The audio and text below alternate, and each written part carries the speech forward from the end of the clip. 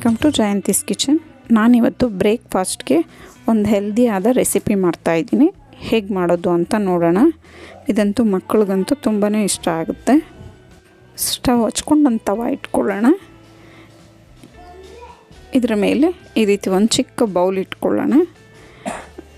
ನಾನು dosa batter ready ಇರೋ batter ತೊಗೊಂಡಿದ್ದೀನಿ. ಅದನ್ನು ಈ ಬೌಲ್ ಸುತ್ತ ದೋಸೆ ರೀತಿ ಹಾಕ್ಕೊಳ್ಳೋಣ.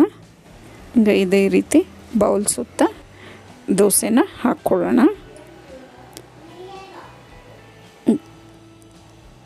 ಈಗ ಇದೆಲ್ಲ ಹಾಕ್ಕೊಂಡಾಗಿದೆ. ಈಗ ಮಧ್ಯ ಬೌಲ್ ತೆಗೆಯೋಣ. ನಿಧಾನಕ್ಕೆ ತೆಗೆದ್ರೆ ಬರುತ್ತೆ ನೀಟಾಗಿ. ಈಗ ಇದ್ರ ಮಧ್ಯ ನಾನೊಂದು ಮೊಟ್ಟೆ ತೊಗೊಂಡು ಒಡೆದು ಸೇರಿಸ್ಕೊತಾ ಇದ್ದೀನಿ. ಅದನ್ನು ಈ ರೀತಿ ಈಗ ಇದಕ್ಕೆ ಮೊಟ್ಟೆ ಸೇರಿಸ್ಕೊಂಡಾಗಿದೆ.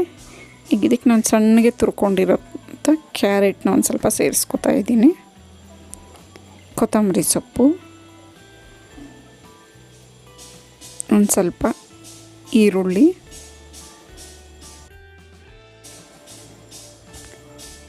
ಇದನ್ನೆಲ್ಲ ಸೇರಿಸ್ಕೊಂಡು ರುಚಿಗೆ ತಕ್ಕಷ್ಟು ಉಪ್ಪು ಮತ್ತು ಚಿಲ್ಲಿ ಪೌಡರು ಸೇರಿಸ್ಕೋಬೋದು. ಬೇಕಾದರೆ ಸುತ್ತ ಎಣ್ಣೆ ಸೇರಿಸ್ಕೊಳ್ಳೋಣ. ಇದನ್ನು ಚೆನ್ನಾಗಿ ಬೇಯಕ್ಕೆ ಬಿಡೋಣ. ಈಗ ಇದನ್ನು ಚೆನ್ನಾಗಿ ಬೇಯಕ್ಕೆ ಬಿಟ್ಟು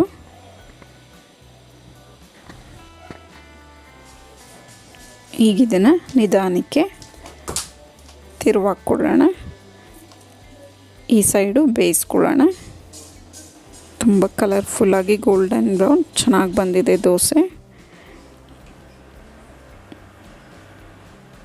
ಈಗ ಈ ಸೈಡು ಬೆಂದಿದೆ.